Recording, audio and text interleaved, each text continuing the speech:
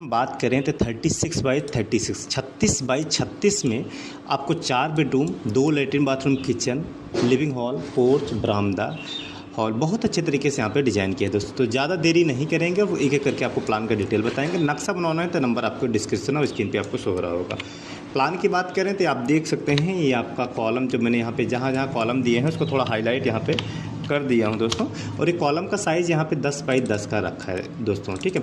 अगर आप single floor का कॉलम रखते हैं तो 10 बाई 10 का आपका पर्याप्त है। हाँ, अगर आपको कॉलम का साइज़ बढ़ाना है, मतलब अगर आप डबल फ्लोर बनाते हैं या ट्रिपल फ्लोर बनाते हैं तो वहाँ पे आपका कॉलम का जो साइज़ है बढ़ जाएगा। क्या होगा, कितना होगा, वो अलग मैटर है। उसका आप हमारी जब पेड सर्विस आप हमारी लेंगे तब आपको हम सारी डिटेल आपको बना के देंगे दोस्तों। फिलहाल के ये भी आपको हम यहाँ पे बता दे रहे हैं कि आपके जो भी कॉलम है इसको थोड़ा हम यहाँ पे हाईलाइट करके आपको समझा दे रहे हैं दोस्तों। तो ये आपके सारे कॉलम्स हो गए।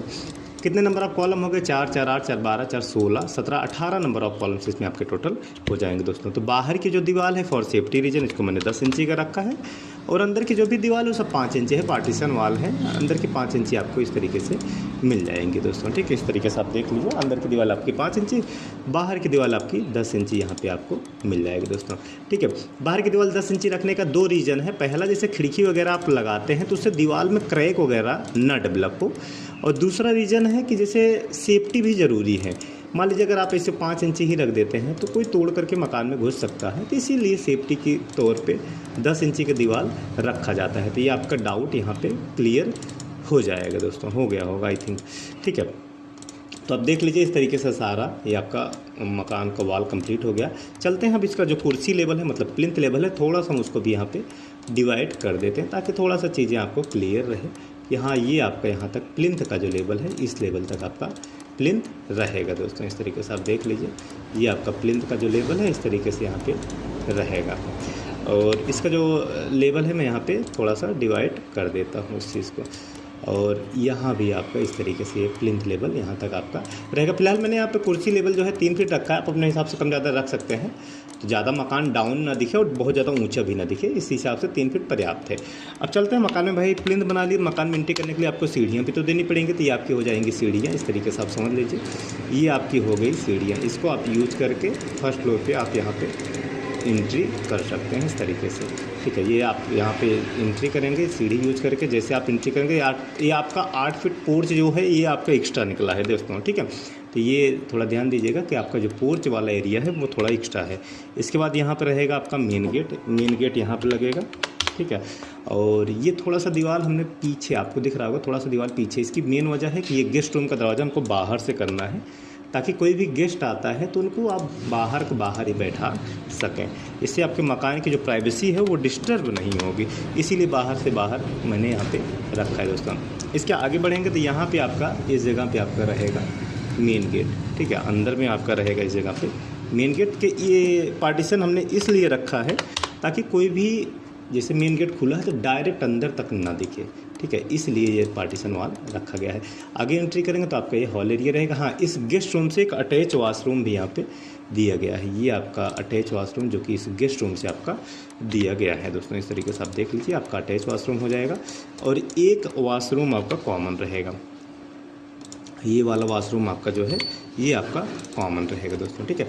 इधर की बात करें तो इधर आपका दिया है किचन, ठीक है। ये इस साइड में आपका हो गया किचन यहाँ पे, ठीक है। और इसी के बगल में ये जो दूसरा बेडरूम है इसका दरवाज़ा आपका इसके बगल में आपका दिया गया है दोस्तों। ये दूसरे दरवाज़ा जो यहाँ पे दिया गया है इसका दरवाज़ा आपका यहाँ पे दिया गया है दोस्तों।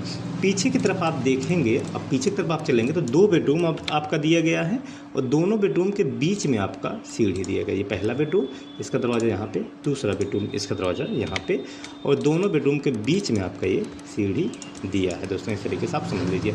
अब पूरा मकान बनने के बाद आपको ये इस तरीके से दिखेगा, क्योंकि खिड़की चारों साइड आप दे सकते हैं, इसमें कोई दिक्कत कोई प्रॉब्लम आपको नहीं आने वाली। चलिए दोबारा रिपीट कर देते हैं। फ्रंट से एंट्री करेंगे, 8 फीट आपका पोर्च हो गया। इसके बाद ये दीवार हमने 4 फीट पीछे रखा है, 3.5 फीट। इससे आपका गेस्ट रूम का दरवाज़ा यहाँ पे ओपन हो जाएगा। इसके बाद इस गेस्ट रूम से आपका अटैच वॉशरूम एक रखा गया है, यहाँ मेन गेट से एंट्री करेंगे। आगे बढ़ेंगे तो ये हमने सिर्फ ओपनिंग रखी है, यहाँ पे दरवाज़ा नहीं लगेगा, ठीक है।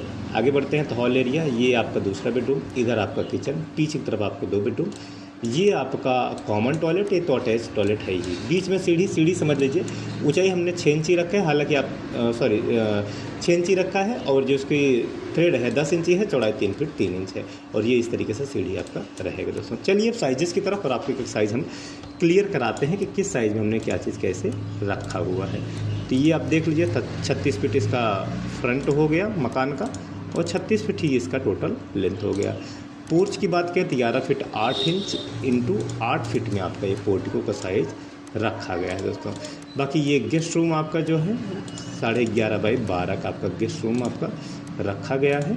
दूसरा जो बेडरूम है ये 12 बाई 12 का आपका है, ये एक 6 इंची आपका कम है, और ये 7 फीट 8 इंच टू 10 फीट का आपका ये हॉल एरिया यहाँ पे रहेगा। यहाँ से यहाँ 4 फीट 4 इंची आपको साइज़ मिलेगा दोस्तों, ठीक है। लिविंग हॉल है ये।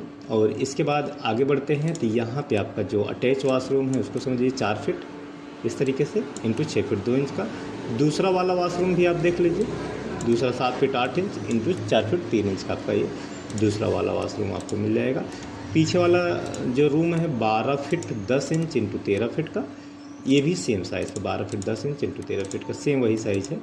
और बीच में सीढ़ी 6 फीट 8 इंच का आपका रहेगा। एक सीढ़ी का आप साइज़ देख लीजिए 3 फीट 3 इंच का है, ठीक है। अब यहाँ पे किचन की अगर बात की जाए तो 8 फीट 8 इंच इंटू 8 फीट में आपका किचन का साइज़। और ये लेंथ की अगर हम यहाँ पे बात करें तो 17 फीट 10 इंच इंटू ये जो लेंथ है इसका इंटू 8 फीट 8 इंच, ठीक है। 8 फीट 8 इंच इंटू 7 फीट। तो ये इस तरीके से पूरा प्लान है। स्क्रीनशॉट लेना है तो आप स्क्रीनशॉट इसका ले सकते हैं दोस्तों। तो ये छोटा सा वीडियो आपको कैसा लगा कमेंट करके ज़रूर बताएं। नक्शा बनवाना है तो आप हमसे कांटेक्ट करके नक्शा बनवा सकते हैं दोस्तों। बाकी वीडियो कैसा लगा कमेंट जरूर करें। मिलते हैं दूसरे वीडियो लेक्चर में, तब तक के लिए विदा लेता हूँ। धन्यवाद दोस्तों।